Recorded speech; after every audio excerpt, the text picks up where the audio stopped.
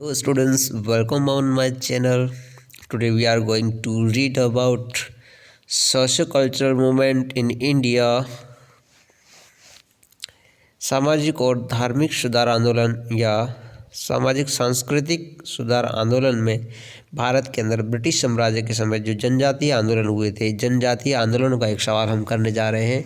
क्योंकि भारत के अंदर ब्रिटिश कालीन शिक्षा जो थी, उस शिक्षा के बारे में हम 2-3 वीडियो में पढ़ चुके हैं। आज हम एक नया टॉपिक शुरू करने जा रहे हैं, जिसका पहला ही क्वेश्चन है, पहला सवाल है, मध्य और पूर्वी भारत में हुए जनजातीय विद्रोह।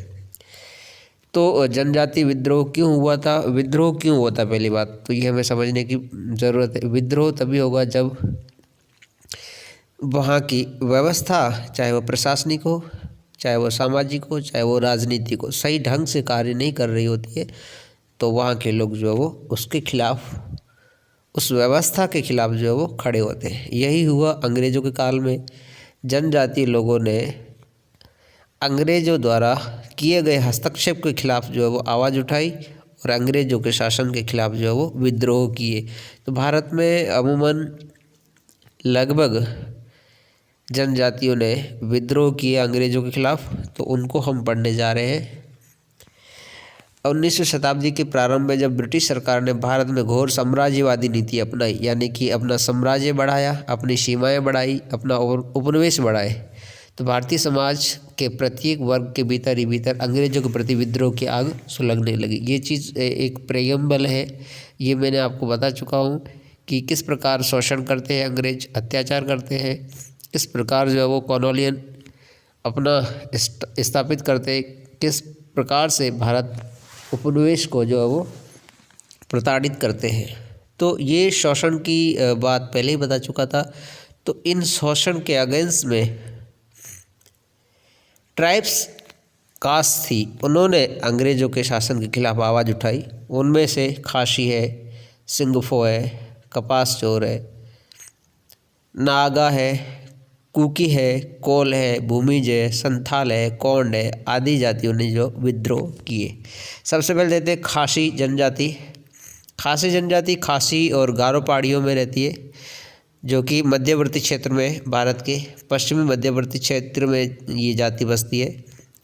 ये क्षेत्र उत्तर में ब्रह्मपुत्र की घाटी और दक्षिण में सूरमा की घाटी के बीच पहाड़ी अवरोध के रूप में स्थित था, यानी कि आसाम वगैरह, वर्तमान जो आसाम है, अरुणाचल प्रदेश है, नागालैंड वगैरह, ये स्टेट जो है, यहाँ की ये जातियाँ हैं। सूरमा घाटी सिलहट के मैदानी नाम से भी प्रसिद्ध थी। सिलहट का मैदान अगर पूछा जाए तो सूरमा घाटी ही करना। सन 1765 ईस्वी में जब अंग्रेज़ों को बंगाल, बिहार और उड़ीसा के दीवानी अधिकार प्राप्त हुए थे, उसी समय से सिलहट उनके अधिकार में आ गया था।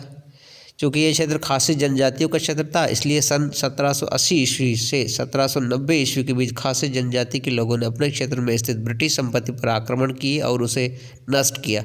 क्योंकि ब्रिटिश लोगों ने इनके मामलों में हस्तक्षेप किया, तो ये चुप नहीं बैठे और ब्रिटिश लोगों के खिलाफ या अगेंस्ट में खड़े हुए।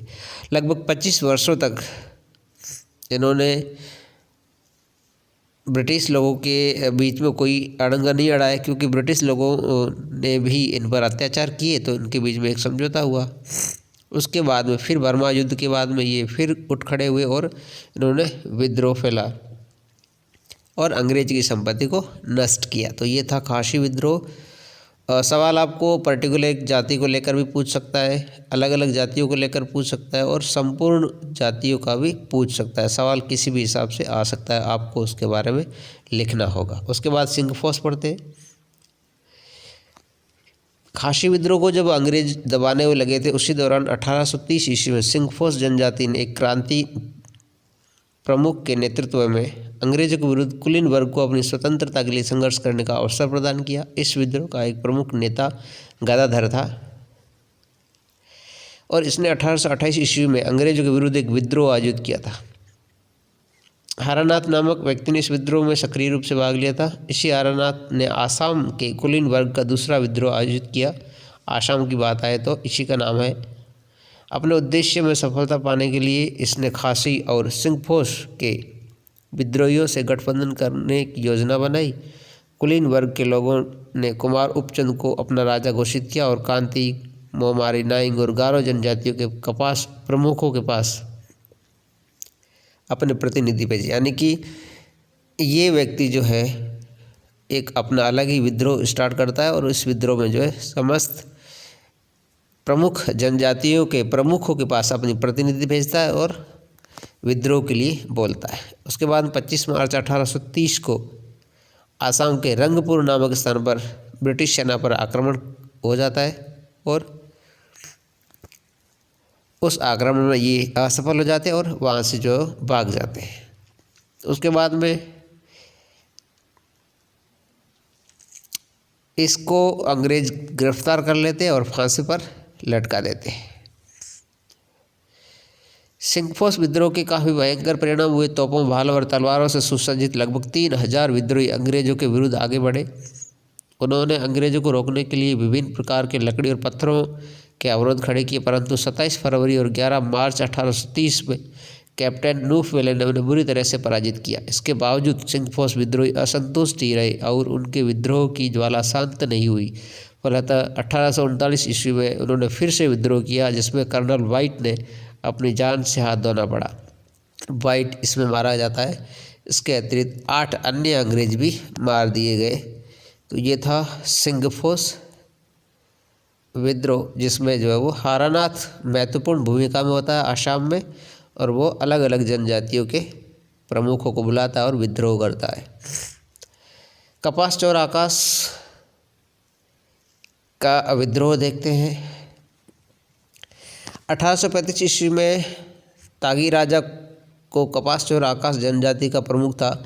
जो तागी राजा जो था वो कपास चोर जनजाति का प्रमुख था, यानी सरदार था, और उसने अंग्रेज़ों के विरुद्ध पहाड़ी जनजाति के लोगों को संगठित किया। उसने बलीपाड़ा की पुलिस चौकी पर आक्रमण किया और उनके अंग्रेज़ों को मौत के घाट उतार दिया। यानी कि अंग्रेज़ों, यानी वहाँ पर पुलिस चौकी में जो भी अंग्रेज़ थे उसको जो है वो उन अंग्रेज़ों को इसने मौत के घाट उतार दिया। उसके बाद में ये विद्रोह कई वर्षों तक चलता रहता है। उसके बाद में 1842 ईस्वी में ब्रिटिश सरकार उसे गिरफ्तार नहीं कर पाती है। 1842 तक यूँ ही ऐसा चलता रहता है। उसके बाद ये विद्रोह खत्म हो जाता है। उसके बाद नाग जनजाति का विद्रोह। नाग जाति ने भी इन विद्रोह से प्रभावित होकर अपना विद्रोह प्रारंभ किया। 1849 ईस्वी में अंग्रेजों के विरुद्ध एक विद्रोह आयोजित किया। दीमापुर के निकट स्थित एक गांव की पुलिस चौकी पर इन विद्रोहियों ने एक भारतीय अफसर को भी मौत के घाट उतार दिया। ये इम्पोर्टेंट है, पूछा जा सकता है कहीं पर भी कि किस जनजाति ने दीमापुर स्थित पुलिस चौकी में अंग्रेज अधिकारियों के साथ भारतीय अफसर को भी मार दिया था। तो आप कहना नाग जनजाति के विद्रोह ने उसको मौत के घाट उतारा। उसके बाद 1850-51 तक ये विद्रोह निरंतर चलता रहता है और फिर शक्तिशाली ब्रिटिश सेना जो है वो इसका दमन कर देती है। तो ये थे आपके प्रमुख जनजातियों के विद्रोह, जिसमें नागा, आकाश चोर, सिंगफोस और कोल। उसके बाद में जो बचे हुए जनजातियों के विद्रोह, जिसमें कुकी है, कोल है, संथाल है, भूमिज है, आदि जनजातियों के विद्रोह को हम नेक्स्ट वीडियो में पढ़ते हैं।